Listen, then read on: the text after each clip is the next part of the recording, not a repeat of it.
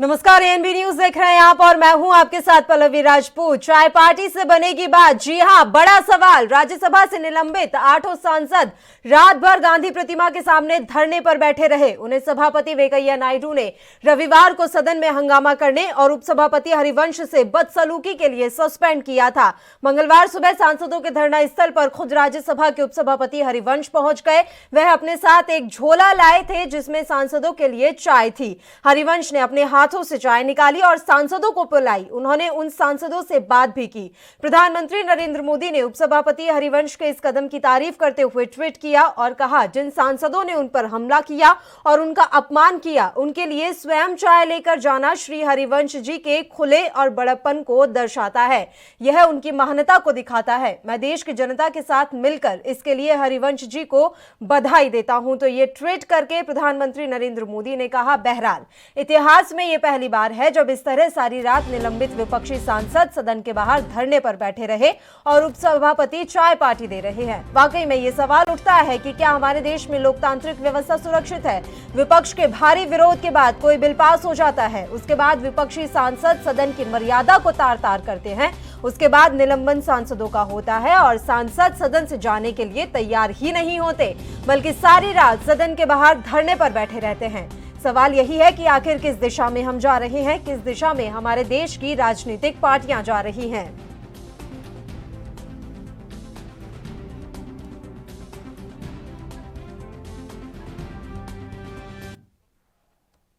हालांकि हम जानकारी आपको यहां पर यह दे दें कि जो धरना प्रदर्शन है वो खत्म हो चुका है। वहीं उपसभापति के चाय पिलाने और बातचीत करने पर विपक्ष ने तंज भी कसा। आप सांसद संजय सिंह ने कहा कि मैं व्यक्तिगत संबंध बनाने का ये समय नहीं है। सुनते हैं किसने क्या कुछ कहा। No, today he has come. He said that he has not come as deputy chairman.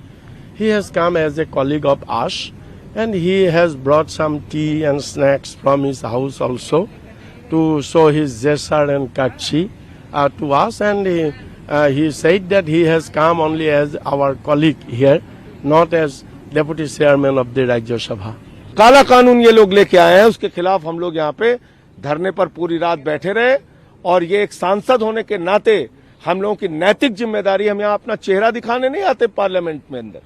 हम यहाँ पर आते हैं देश के करोड़ों किसानों का मुद्दा उठाने के लिए, देश के करोड़ों नौजवानों का मुद्दा उठाने के लिए, देश के 130 करोड़ आम आदमी का मुद्दा उठाने के लिए। लेकिन जिस तरह से लोकतंत्र का गला घोट के, संविधान का गला घोट के, अल्पमत में होने के बावजूद बीजेपी ने जबरन ये बिल पास कराया, उसके विरोध में हम लोग बैठे थे रात भर। अभी भी हमारा धरना जारी है। कब तक जारी रहेगा आप लोग का धरना? ये अभी देखते हैं। 9 बजे कल उन्होंने एलओपी को बोलने नहीं दिया, अपोजिशन को बोलने नहीं दिया। अभी देखते हैं कि जब फिर से संसद का सत्र शुरू होगा तो क्या तय होता है, पार्लियामेंट चलेगी तो क्या तय होता है। मेरा आखिरी सवाल है कि डिप्टी चेयरमैन अभी आए थे, आप लोगों से मिले। तो संसद में चल रहे मानसून सत्र का आज 9वां दिन है। रविवार को किसानों से जुड़े बिलों पर हुए घमासान के बाद सोमवार को 8 राज्यसभा सांसदों को निलंबित कर दिया गया था। इसके बाद सभी निलंबित सांसद रात भर संसद परिसर में ही धरने पर बैठे रहे। कांग्रेस के राज्यसभा सांसद सैयद नासिर हुसैन ने कहा, हम चाहते थे कि केवल निलंबन ही निरस्त न हो, बल्कि कृषि विधेयकों को भी वापस ले लिया जाए और इस पर सही तरीके से वोटिंग करवाई जाए। मगर ऐसा कुछ भी होने वाला नहीं है, क्योंकि सभापति किसी की बात सुनने के लिए तैयार नहीं है। इसलिए सभी विपक्षी दलों ने शेष सत्र का बहिष्कार किया है। उन्होंने धरने पर बैठे सभी लोगों से इसे खत्म करने की अपील और बचे हुए सत्र का बहिष्कार करने में शामिल होने को कहा। इस तरह से ये धरना जो है अब खत्म हो चुका है। कृषि विधेयकों और सांसदों के निलंबन के मुद्दे पर कांग्रेस समेत अन्य विपक्षी पार्टियां अब संसद के बचे हुए सत्र का बहिष्कार करने वाली हैं।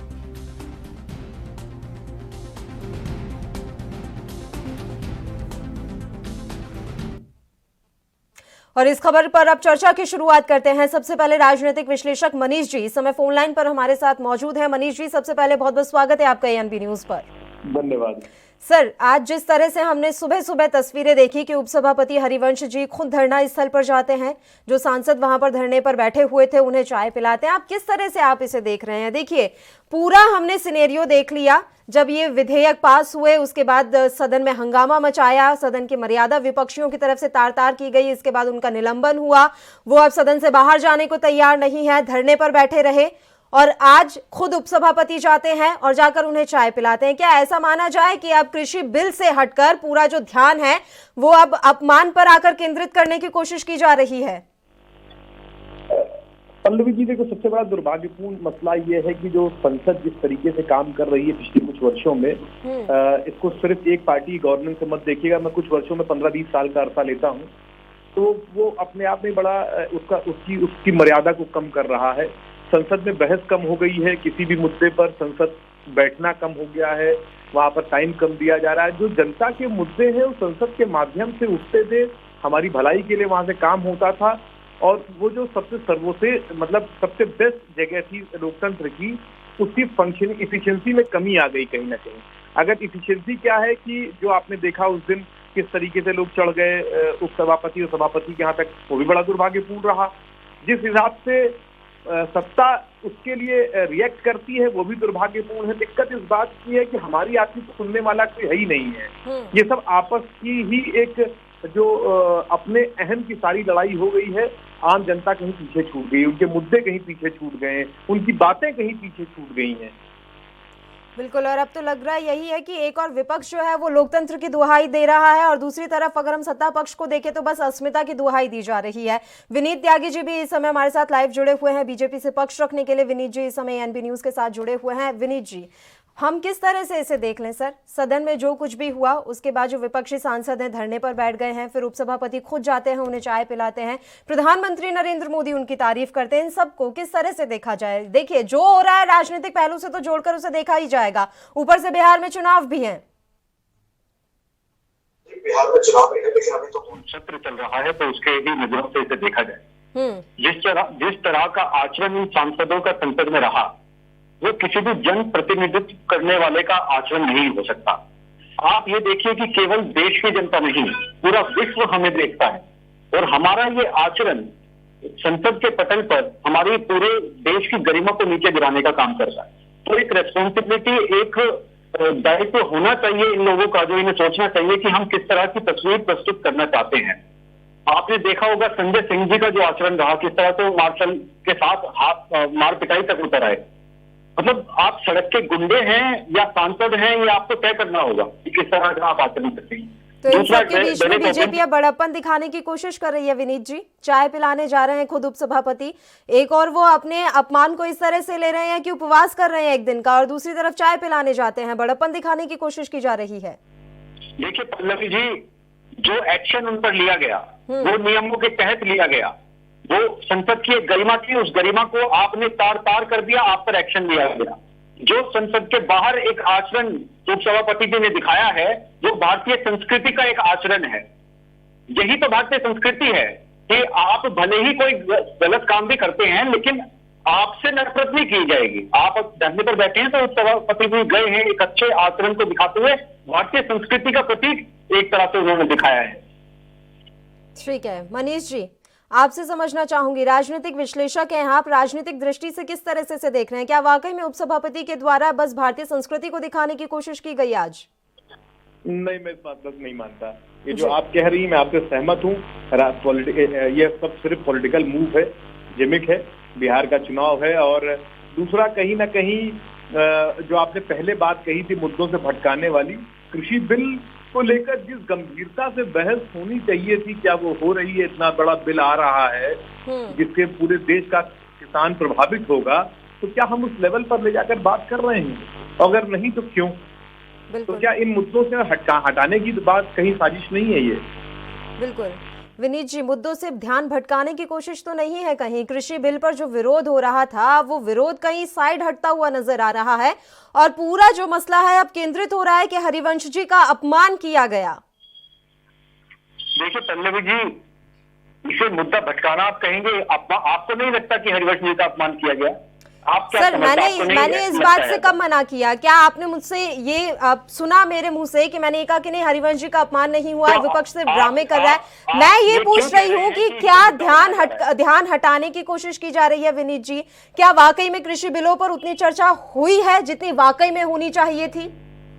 देखिए पल्लवी जी, उन्होंने ऐसा आचरण किया जिसका उनको दंड मिलना चाहिए था, उनको निलंबित कर दिया गया। उसके बाद वो धरने पर बैठे और एक अच्छा आचरण दिखाते हुए उपसभापति जी वहां गए। मुद्दा वहां खत्म है। अब आगे बढ़िए, आगे सत्र की कार्यवाही चलाइए। हमने तो किसी को नहीं कहा कि आप वॉकआउट करिए, पूरे मॉनसून सत्र का आप बॉयकॉट कर दीजिए, हमने तो किसी को ऐसा नहीं कहा। अब आप देखिए कि मुद्दों को भटकाने की कोशिश कौन कर रहा है। ये फैसला आपको करना होगा, जनता देख रही है, जनता करेगी। ठीक है, अगर किसी विधेयक का, किसी बिल का अगर विपक्ष के द्वारा विरोध किया जा रहा है तो क्या उनके सुझाव लिए जा रहे हैं? अब आप मुझे बताइए, जब सदन में विपक्ष की जरूरत ही महसूस नहीं हो रही है तो वो बहिष्कार करें या सदन की कार्यवाही में शामिल हो, क्या फर्क पड़ रहा है इससे केंद्र की नरेंद्र मोदी सरकार को? वो तमाम बार कह रहे थे कि देखिए इसमें ये कमी है, इसमें ये कमी है।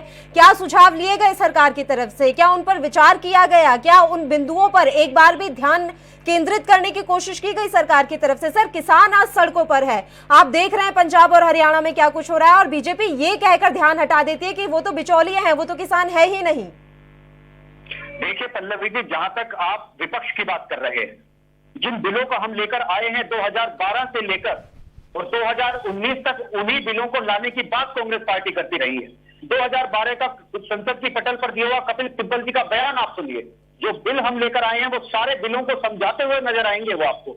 2019 में राहुल गांधी अजय माकन जी के बराबर में बैठे हैं, वो मैनिफेस्टो समझा रहे हैं कि कैसे एपीएमसी को हम हटा देंगे, एसेंशियल कमोडिटी बिल को हम हटा देंगे। मैं तो देख रहा था उस वीडियो में कि अभी राहुल गांधी जी उठेंगे और मैनिफेस्टो फाड़ कर फेंक देंगे कि कैसी बातें आप कर रहे हैं। लेकिन वही जब हम लागू कर रहे हैं तो उसी विपक्ष को आज चर्चा भी करनी है, सदन भी रोक देना है, देश भी रोक देना है, सब कुछ कर देना है, देश में आग लगा देने तक की कोशिश कर देनी है। अब जब आप करें तो वो बहुत अच्छा कार्य हो जाता है, जब हम उसी कार्य को करें तो आप पूरे देश में आग लगा देना चाहते हैं। ये दोहरा मापदंड आप नहीं चलेगा, और देश को आप गति को रोकने की जो कोशिश आप करेंगे तो वो नहीं चलेगा। जो बिल पास हुए हैं अब वो नियम है, दोनों सदनों से पास होकर राष्ट्रपति जी के हस्ताक्षर के बाद नियम बन जाता है, एक्ट है। अब वो विधेयक नहीं है, और वो एक्ट पास हुआ है, संसद की प्रणाली के तहत पास हुआ है, और वो देश में लागू होगा। ठीक है मनीष जी, विपक्ष विरोध क्यों कर रहा है? क्या इसलिए विरोध किया जा रहा है क्योंकि हमें सिर्फ विरोध दर्ज करवाना है और सरकार के खिलाफ जाना है, या वाकई में विपक्ष की नीयत है कि हाँ हमें किसानों का हित सोचना है? क्योंकि जिस तरह से विनीत जी कह रहे हैं कि पहले खुद कांग्रेस ही इस तरह का कानून लाना चाहती थी, लेकिन अब बीजेपी ला रही है तो दिक्कत है। भाई आप सत्ता में है, सवाल आप ही से पूछा जाएगा, आप जवाब दीजिए। आप इस बात पर इतना नाराज क्यों हो रहे हैं? क्या ये जब आप विपक्ष में थे तो आप सवाल नहीं उठाते थे? बिल्कुल, सवाल तो इस बात का है कि सवाल तो आप भी उठाते थे, सड़क पर आप भी उतरते थे, कपड़े उतार के प्रदर्शन आप भी करते थे। तो अब ऐसा क्या नया हुआ जा रहा है?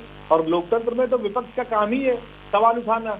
अगर वो हद से बाहर जा रहे हैं तो जनता उनको देख रही है, उनको वोट नहीं देगी इस बार, उनके बिहेवियर पर वोट नहीं देगी। लेकिन आप ये क्यों तय कर रहे हैं कि सवाल उठे या ना उठे? जनता के हित में सवाल उठने चाहिए। बिल्कुल मनीष जी, चाय की प्याली को बिहार चुनाव के तूफान से किस तरह से जोड़कर देखा जाए? देखिए, चाय के प्याले को आप एकदम राजनीति से जोड़कर देखिए। ये समय ऐसा है कि जब कई इलेक्शन सर पर हैं, तो अब हर पार्टियां जो हैं बिल्कुल। अब विनीत जी कुछ कह रहे हैं। विनीत जी, मैं लौट रही हूँ आपके पास तुरंत। मनीष जी को जवाब दे रहे हैं, मैं तुरंत आपकी बात सुनूंगी। जी मनीष जी। जिस हिसाब से हरवंश जी चाय ले गए और तुरंत पीएम ने ट्वीट कर दिया, तो आप समझिए कि कहीं ना कहीं इसमें राजनीति है। बिल्कुल। विनीत जी देखिए मनीष जी की बात, मनीष जी कह रहे हैं कि सवाल तो सत्ता से पूछे। अरे सवाल पूछिए साहब, जवाब भी दे रहे हैं। स्वयं प्रधानमंत्री जी पूरी प्रक्रिया का हिस्सा बने हैं, जिसका जवाब प्रधानमंत्री जी खुद इन सब चीजों के बारे में बोल चुके हैं। एमएसपी की आपने बात की, प्रधानमंत्री जी साफ साफ कह चुके हैं कि एमएसपी थी, है और रहेगी। एमएसपी जहां तक बढ़ने की बात है तो हमारी 2014 से अब तक जो हमारा सरकार रही है उसमें एमएसपी कितनी गति से बढ़ी है वो सबके सामने पूरे सरकार ने भी रखा है, भारतीय जनता पार्टी ने भी रखा है। तो और किस तरह की चर्चा चाहते हैं? आप चाहते हैं कि सदन के सब काम रोक दिए जाएं और आप चर्चा में उलझा कर रखें देश को, ये आप चाहते हैं? और ये कोई इस बिल की बात नहीं है। जब से हमारी पार्टी की सरकार बनी है तब से आप कांग्रेस का आचरण देखिए, आप कुछ भी कहिए उनका यही आचरण रहता है। बिल्कुल बिल्कुल। विनीत जी, आप लगातार हमारे साथ जुड़े रहिए। मनीष जी, फिलहाल आपका बहुत बहुत धन्यवाद तमाम चर्चा के लिए, आप हमारे साथ जुड़े। तो लगातार कृषि विधेयकों को लेकर जो बवाल है वो जारी है, और अब तो ये एक्ट बन चुका है क्योंकि अब तीनों ही जो विधेयक है वो संसद से पास हो चुके हैं। इस खबर पर चर्चा हमारी लगातार यूं ही जारी रहेगी। फिलहाल एक छोटे से ब्रेक के लिए हम यहाँ रुक रहे हैं, फौरन हाजिर होंगे।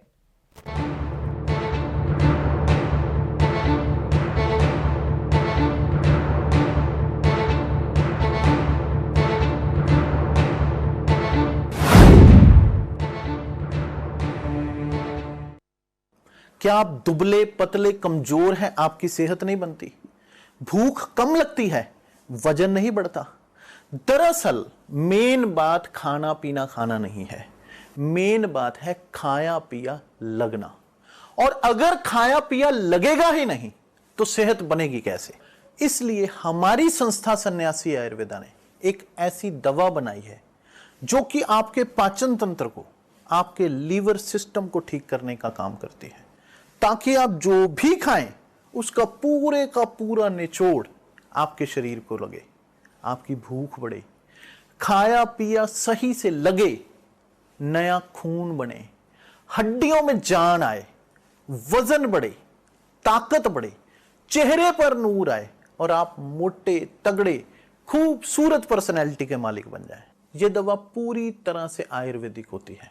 इसका शरीर पर कोई भी साइड इफेक्ट, कोई भी नुकसान या दुष्प्रभाव नहीं होता।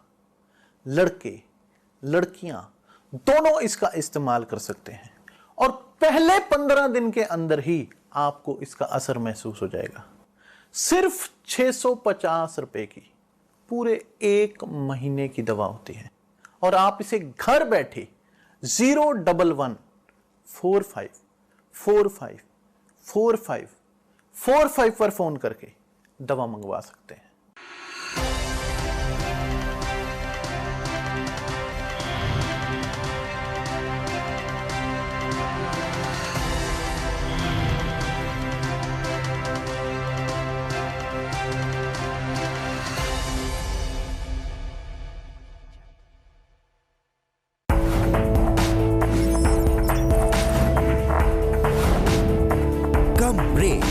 और ज्यादा खबरों के साथ देखिए ANP news in channel number पर।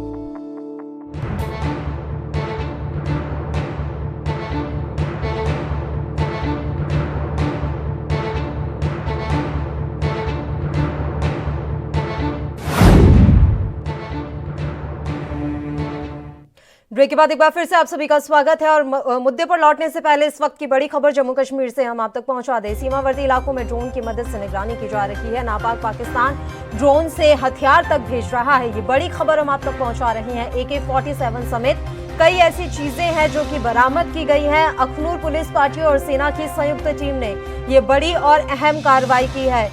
आपको जानकारी हम दे रहे हैं। सीमावर्ती इलाकों में कई पैकेट जो है जब्त किए गए हैं। 2 AK-47 राइफल के साथ 3 AK मैगजीन तक को बरामद किया गया है। AK-47 बरामद की गई है। इस वक्त की बड़ी और अहम खबर जम्मू कश्मीर से ANP न्यूज आप तक पहुंचा रहा है। सीमावर्ती इलाकों में ड्रोन की मदद से हथियार गिराए जा रहे हैं। आतंकियों को सहायता पहुंचाने की पूरी कोशिश कर रहा है पाकिस्तान और इसके लिए अब ड्रोन का सहारा लिया जा रहा है। ड्रोन की मदद से सीमावर्ती इलाकों में हथियार गिराए जा रहे हैं। AK-47 समेत कई आपत्तिजनक चीजें बरामद की है हमारी सेना ने। ये बड़ी कार्रवाई की गई है। नैवाला खात के सीमावर्ती इलाकों में कई पैकेट जब्त किए गए सेना की तरफ से। 2 AK-47 assault rifle, 3 AK magazine को बरामद किया गया है। ये बड़ी जानकारी इस समय मिल रही है जम्मू कश्मीर से। इस वक्त की बड़ी खबर, सीमावर्ती इलाकों में ड्रोन की मदद से हथियार गिराए जा रहे हैं। और खबर पर ज्यादा जानकारी के साथ हमारे संवाददाता रविंद्र श्रीवास्तव इस समय फोन लाइन पर जुड़े हुए हैं। रविंद्र, पूरी जानकारी हम आपसे चाहेंगे। इस वक्त की बड़ी खबर आ रही है, ड्रोन की मदद से पाकिस्तान सीमावर्ती इलाकों में हथियार भेज रहा है। जी बिल्कुल, देखिए ये बीती रात की घटना है कि पाकिस्तान की तरफ से जो अखनूर के साथ लगती LOC है, वहां पर पाकिस्तान ने ड्रोन के जरिए हथियार जो है वो गिराए हैं। हालांकि सेना ने इसका जल्दी पता लगा लिया और उस जो पैकेट फेंका गया था ड्रोन के जरिए उसको बरामद कर लिया गया है। उसमें 2 AK-47 है, 3 मैगजीन है AK-47 की और करीब 90 राउंड जो है गोलियां जो है वो AK-47 की है और एक स्टार पिस्टल जो है वो बरामद की है। तो कहीं ना कहीं पाकिस्तान अपनी नापाक हरकतों को अंजाम दे रहा है, चाहे वो पंजाब का इलाका हो या राजस्थान के साथ लगती सीमा हो, या फिर अब जिस तरह से पहले राजस्थान और पंजाब के इलाके में पाकिस्तान जो है ड्रोन के जरिए हथियार और ड्रग्स फेंकता रहा है, अब जम्मू कश्मीर के साथ लगती जितनी भी सीमा है वहां पर भी पाकिस्तान के जरिए ऐसी हरकतें जो है वो शुरू की गई है। अभी हाल के 2 दिनों पहले ही अगर बात करें तो बीएसएफ ने जो है वो हीरोइन पकड़ी है, कुछ हथियार भी जो है वो बरामद किए थे, इसी प्रकार ड्रोन के जरिए गिराए गए थे। लेकिन अब फिर ऐसी घटना जो है वो रात को करीब 2:30 बजे पाकिस्तान की तरफ से की गई है। तो ये दर्शाता है कि पाकिस्तान लगातार जम्मू कश्मीर में अशांति फैलाने के लिए अपनी नापाक हरकतों को अंजाम दे रहा है। जी शुक्रिया रविंद्र, तमाम जानकारी हम तक पहुंचाने के लिए। तो ये अहम खबर जम्मू कश्मीर से सीमावर्ती इलाकों में ड्रोन की मदद से हथियार गिराए जा रहे हैं। और आइए अब रुक करते हैं मुद्दे का। तो ये बड़ी और अहम खबर हम आप तक पहुंचा रहे हैं कि किस तरह से एक चाय पार्टी को अब सियासी रंग दिया जा रहा है। देखिए, ये जो चाय पार्टी दी गई है उपसभापति की ओर से, ये कोई वाकई में भारतीय संस्कृति को दिखाने की एक कोशिश नहीं थी, बल्कि इसे हथियार बनाया जा रहा है, सियासी हथियार अगर इसे कहें तो कहना गलत नहीं होगा। राज्यसभा में कृषि विधेयक को लेकर उपसभापति हरिवंश नारायण के खिलाफ सदन में विपक्षी दलों ने जिस तरह से हंगामा किया, अब राजनीतिक दल उस पर सियासी रोटी सेकने की जुगत में है। एनडीए की हम यहां बात कर रहे हैं, एनडीए उस पर सियासी रोटी सेकने की पुरजोर कोशिश में इस समय लगा हुआ है।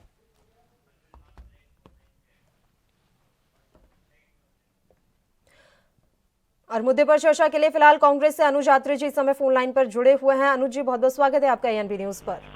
जी धन्यवाद। अनुज जी, सबसे पहले मैं आपकी प्रतिक्रिया चाहूंगी। देखिए, धरना भले ही खत्म कर दिया है विपक्षी सांसदों ने, लेकिन अब बहिष्कार कर रहे हैं सदन का, और इस बीच में तीसरा जो बिल है उसे भी पारित करवा लिया गया है सदन से।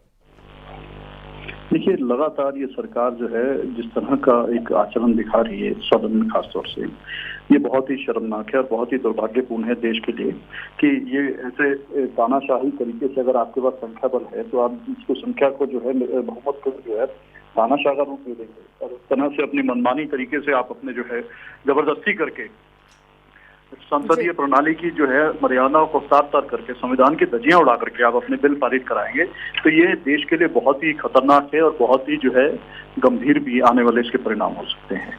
ये कोई उचित नहीं, आज तक देश के इतिहास में ऐसा नहीं हुआ जिस तरह से राज्यसभा में अभी ये 2 दिन पहले बिल पारित कराया गया उपसभापति महोदय द्वारा, और उसके बाद सांसदों के लिए अगर उन्होंने अपना विरोध किया, अपने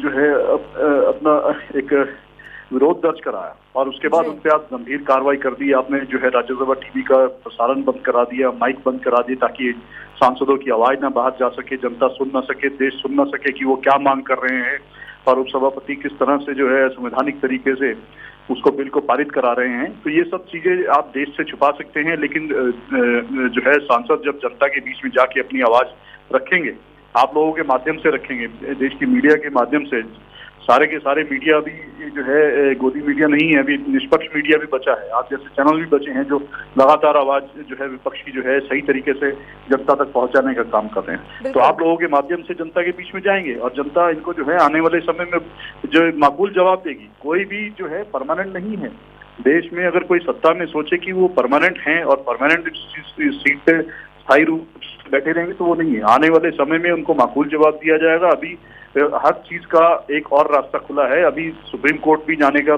कांग्रेस पार्टी विचार कर रही है। जिस तरीके से ये असंवैधानिक तरीके से बिलों को पारित कराया जा रहा है, सांसद और कांग्रेस पार्टी बार बार सरकार से ये पूछ रही है कि आखिर आपके ऊपर किस चीज का, कौन सी ऐसी ताकतों का दबाव है कि जो आपको रातों रात ही ये बिल पारित कराना बहुत जरूरी हो गया है। और इस बात पर हमेशा बीजेपी की तरफ से ये तर्क दे दिया जाता है अनुज जी कि आप भी तो ऐसा ही बिल पास कराने की जुगत में थे, जब आप सरकार में थे तो आप भी यही चाहते थे।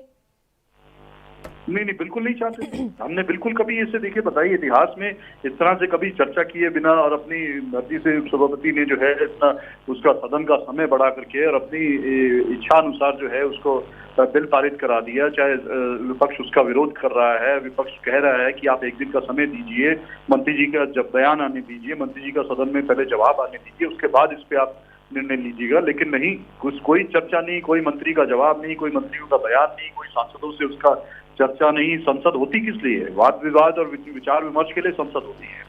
यहाँ पर कानून बनाए जाते हैं सांसदों की मर्जी से, सांसदों से चर्चा करके बनाई जाती है, और वो चर्चा को ही आपने खत्म कर दिया तो संसद का औचित्य क्या रह गया है? बिल्कुल। लेकिन विनीत जी हमारे साथ लगातार जुड़े हुए हैं, अनुज जी बीजेपी से अपना पक्ष रखने के लिए। विनीत जी, मैं आपसे एक चीज समझना चाहती हूँ, बिहार की अस्मिता का सवाल ये कैसे बन गया? जो कुछ भी सदन में हुआ, अगर आप उसे पूरे देश की अस्मिता से जोड़कर देखते तो समझ में आता। खुद प्रधानमंत्री नरेंद्र मोदी वीडियो कॉन्फ्रेंसिंग के जरिए जब जुड़े थे तो वहां के सीएम कह रहे हैं कि ये बिहार की अस्मिता को ठेस पहुंचाई गई है। डिप्टी सीएम सुशील कुमार मोदी कह रहे हैं कि बिहार की जनता इसका करारा जवाब देगी। आखिर बिहार की अस्मिता से ये सवाल कैसे आपने जोड़कर देख लिया? और अगर देखा जाए तो हरिवंश जी तो उत्तर प्रदेश से हैं और उत्तर प्रदेश में तो चुनाव अभी आने में काफी समय बाकी है। सर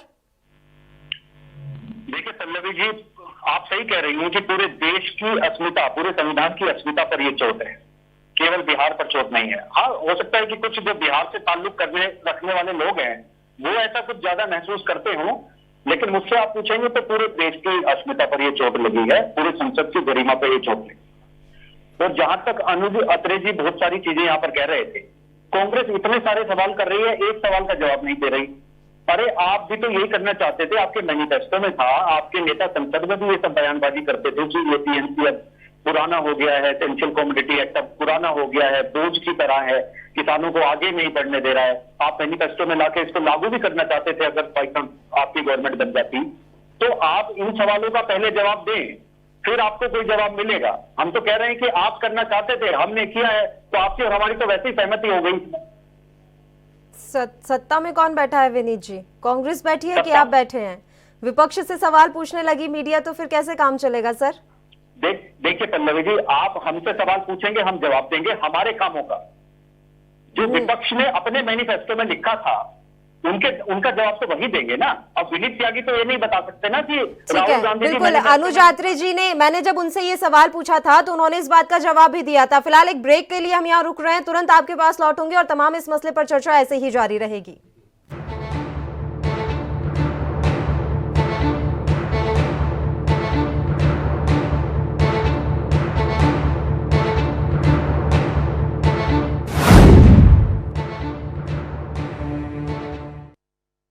क्या आप दुबले पतले कमजोर हैं, आपकी सेहत नहीं बनती? भूख कम लगती है, वजन नहीं बढ़ता? दरअसल मेन बात खाना पीना खाना नहीं है, मेन बात है खाया पिया लगना। और अगर खाया पिया लगेगा ही नहीं तो सेहत बनेगी कैसे?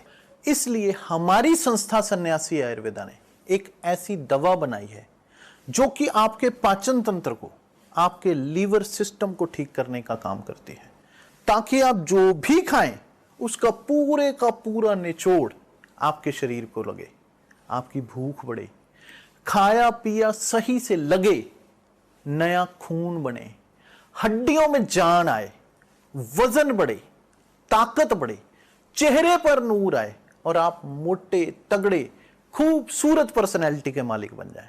यह दवा पूरी तरह से आयुर्वेदिक होती है। इसका शरीर पर कोई भी साइड इफेक्ट, कोई भी नुकसान या दुष्प्रभाव नहीं होता। लड़के लड़कियां दोनों इसका इस्तेमाल कर सकते हैं और पहले 15 दिन के अंदर ही आपको इसका असर महसूस हो जाएगा। सिर्फ 650 रुपए की पूरे 1 महीने की दवा होती है और आप इसे घर बैठे 01145454545 पर फोन करके दवा मंगवा सकते हैं।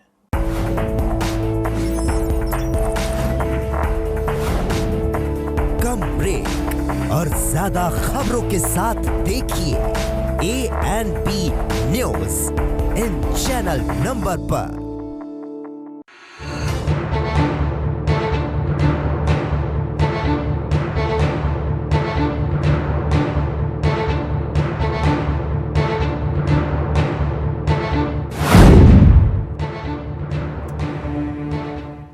ब्रेक के बाद एक बार फिर से आप सभी का स्वागत है और आज हम बात कर रहे हैं चाय पार्टी को लेकर। हरिवंश जी आज सुबह सुबह पहुंचे धरना स्थल पर, जहां कांग्रेस के सांसद धरना देकर रात भर से बैठे हुए थे। वहां जाकर उन्होंने चाय पिलाई और इसके बाद से ही अब जो राजनीतिक गलियारे हैं उनमें एक नई बहस छिड़ गई है। हमारे साथ दोनों मेहमान लगातार जुड़े हुए हैं, बीजेपी से विनीत त्यागी जी और कांग्रेस से अनुज अत्रे जी, दोनों इस समय जुड़े हुए हैं ANP न्यूज के साथ। इस खबर पर तमाम चर्चा जो है वो लगातार जारी है। विनीत त्यागी जी, देखिए, जो हम ब्रेक पर जाने से पहले बात कर रहे थे कि कांग्रेस भी तो यही करना चाह रही थी। जब अनुज आत्रे जी से मैंने ये सवाल किया तो उनका साफ तौर पर कहना था कि इतिहास में बता दीजिए कि कब कांग्रेस ने तानाशाह रवैये से सरकार चलाई हो, बिना किसी चर्चा के कोई बिल पास करवा दिया गया हो और लगातार विपक्ष विरोध कर रहा हो और उनकी एक ना सुनी जा रही हो। देखिए पल्लवी जी, कब कांग्रेस ने तानाशाही चलाई ये तो मैं कह रहा हूं कि आप हिंदुस्तान के किसी बच्चे से भी पूछेंगे तो वो भी आपको बता देगा। सबसे काला अध्याय जो डेमोक्रेसी में रहा है, लोकतंत्र में भारत के रहा है, वो इमरजेंसी का पीरियड कौन लाया था, कैसे जज से लेके पत्रकारों से लेके हर व्यक्ति तक की पूरी आजादी छीन ली गई थी। तो मैं उसको बार बार दोहराना, मैं इतिहास में जानने में ज्यादा इंटरेस्टेड रहता नहीं, मैं वर्तमान में बात करने में ज्यादा विश्वास रखता हूँ। दूसरी बात, जहां तक बिल को ये कह रहे हैं कि असंवैधानिक तरीके से, गैर कानूनी तरीके से पास करा दिया। अरे अगर हमने पूरी प्रक्रिया के साथ उसको पास कराया है, आपको लगता है कि उल्टा हुआ है तो आप जाइए कोर्ट में ना, आपको रोका किसने है? आप कुछ चैलेंज करिए कि ये बिल जो है वो गैर कानूनी तरीके से पास हुआ है, आप चैलेंज करिए कोर्ट में जाके, दूध का दूध पानी का पानी हो जाएगा। वो तो कह रहे हैं कि हमारे पास सुप्रीम कोर्ट का रास्ता भी बाकी है। हाँ तो बाकी है तो जाइए ना सर, आपसे किसने रिक्वेस्ट किया कि आप मत जाइए? अगर आपको लगता है कि कुछ ऐसा हुआ है तो आपको बिल्कुल जाना चाहिए, मेरी शुभकामनाएं आपके साथ हैं। बिल्कुल। अगर आपको निकलेगा कुछ नहीं उससे, लेकिन समय आप अपना बर्बाद करना चाहते हैं तो जाइए। अनुज आत्रे जी, बहिष्कार का रास्ता क्यों अपना रही है विपक्षी पार्टियां? ये समझ से परे है। अगर आप सदन की कार्यवाही में हिस्सा लेंगे तो कम से कम उन बिलों के बारे में समझ पाएंगे, या फिर अगर आपकी कोई ऐसे संशय है उन पर आप बात कर सकते हैं, अपनी बात रख सकते हैं। बहिष्कार के रास्ते से क्या मिल जाएगा विपक्षी दलों को? देखिए, अब क्या हाल रह गया विपक्षों के पास, कांग्रेस पार्टी के पास सदन में किस समय क्या और चारा रह गया?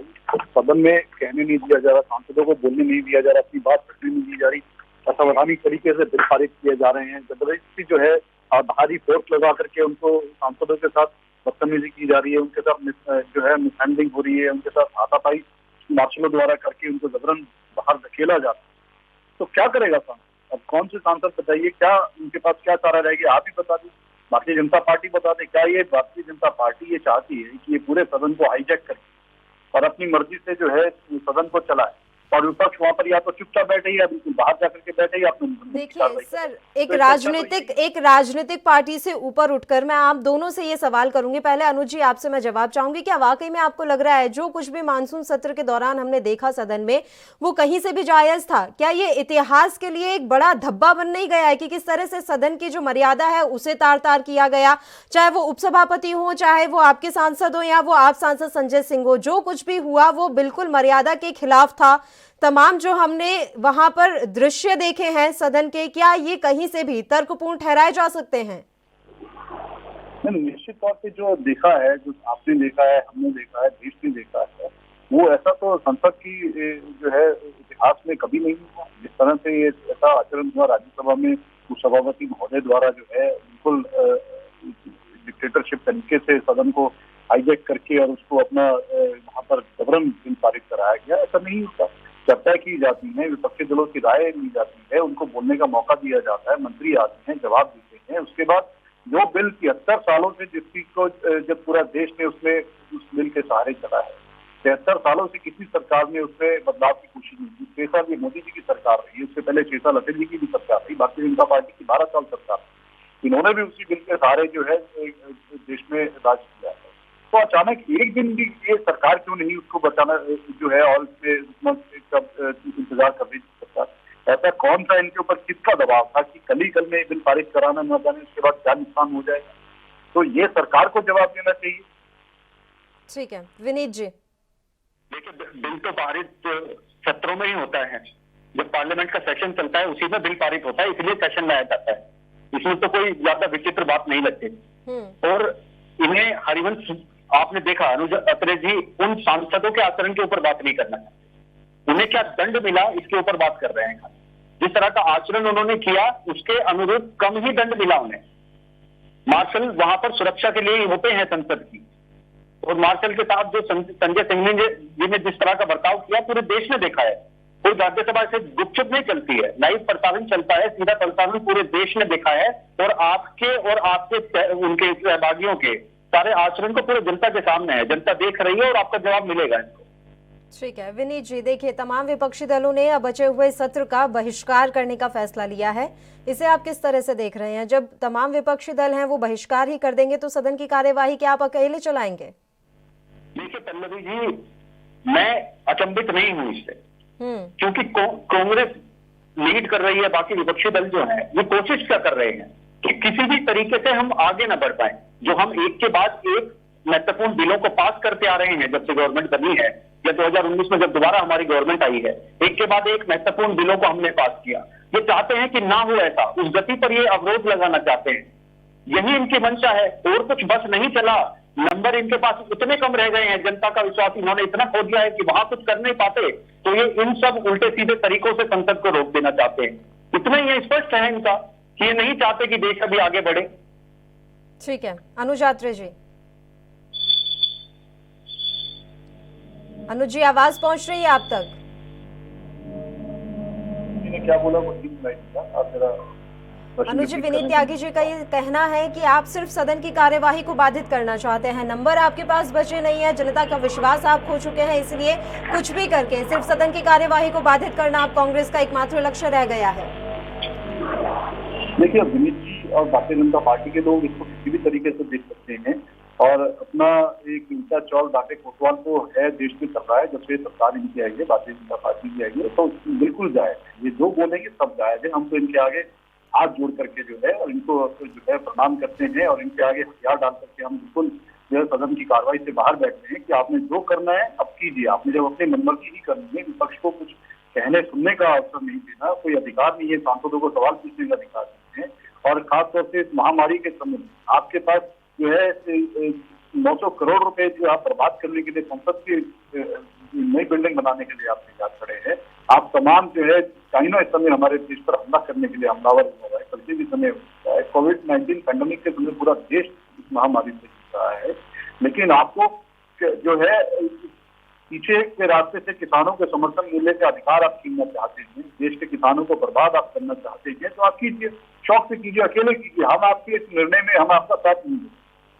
विनीत जी, वाकई में सवाल तो उठ रहा है कि आखिर क्यों नहीं सुनी जा रही है। चलिए विपक्षी पार्टियों की छोड़िए, किसान भी तो इस समय संशय की स्थिति में है, वो भी लगातार इस समय प्रदर्शन कर रहे हैं। 25 तारीख को तो देशव्यापी आंदोलन करने जा रहे हैं किसान, तमाम किसान संगठन जो है समर्थन दे रहे हैं, सुनी क्यों नहीं जा रही है? आखिर क्या ऐसी वजह है कि किसान इस समय सड़कों पर है? देखिए पल्लवी जी, मैं खुद मेरठ के गांव से बिलोंग करता हूँ, किसान फैमिली से बिलोंग करता हूँ, मैं भी निरंतर चर्चा में हूँ। तो कुछ किसान यूनियन ऐसी जरूर हैं जो गांव-गांव जाकर लोगों को भड़काने की कोशिश कर रहे हैं, बरगलाने की कोशिश कर रहे हैं बिल को लेकर। लेकिन सरकार भी अपनी तरफ से पूरा, भारतीय जनता पार्टी भी और भारतीय जनता पार्टी की सरकार भी इस बिल को गांव-गांव तक ले जाने का काम कर रही है।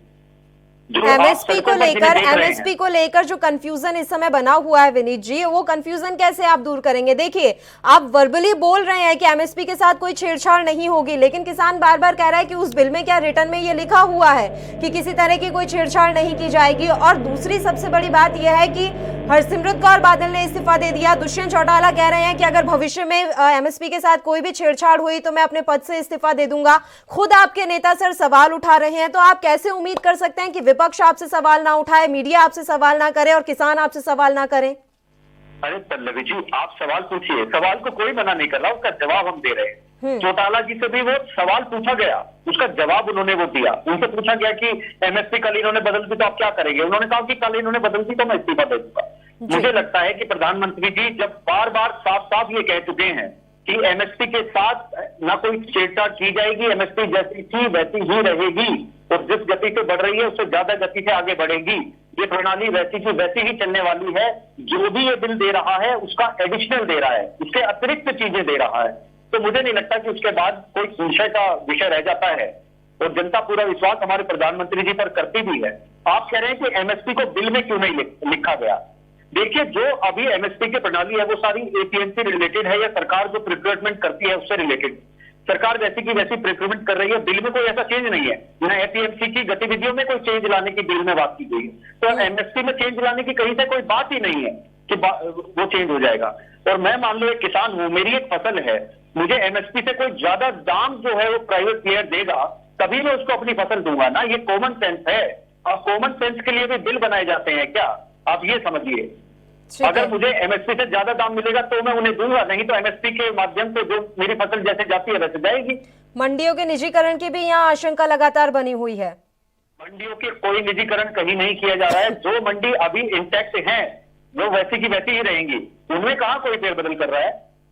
मंडियां तो वैसी ही रहने वाली है ना। ठीक है, उनमें कहाँ फेरबदल कर रहा है। ठीक है अनुज आत्रे जी, तमाम बातें कही जा रही हैं। खुद प्रधानमंत्री नरेंद्र मोदी इस मसले पर 3 बार मीडिया के सामने आ चुके हैं। उन्होंने कई बार इस बात के लिए अश्योर किया है कि ऐसा कुछ नहीं होगा। किसान भाइयों से वो बार बार अपील कर रहे हैं और साथ ही विपक्षी पार्टियों पर उन्होंने आरोप भी लगाए और कहा है कि बरगलाना बंद करें। देखिए, प्रधानमंत्री जी अगर इतना आश्वासन दिलाना चाहते हैं तो सरकार एक बार लिखित में दे दो। एक बार ये बिल जो है उसका संसद में जो है कृषि मंत्री लिखित में घोषणा कर दें, इसमें कोई एमएसपी में बदलाव नहीं होगा, मंडियों को बंद नहीं किया जाएगा, इसकी बात ना। घोषणा तो खुद प्रधानमंत्री कर चुके हैं अनुज आत्रे जी, क्या कृषि मंत्री प्रधानमंत्री से बड़ा होता है?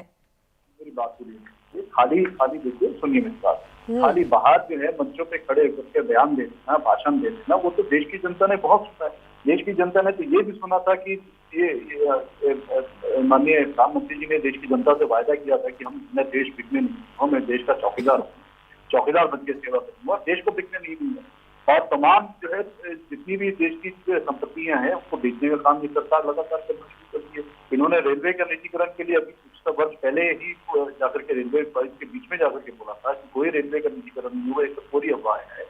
और रेलवे को लगातार बेचने का काम कर दिया। अडानी जैसे लोगों को जो है कितनी ट्रेन बेचनी है, स्टेशन बेचनी है, और आगे भी प्राइवेट ट्रेन बनाने का काम कर रहे हैं।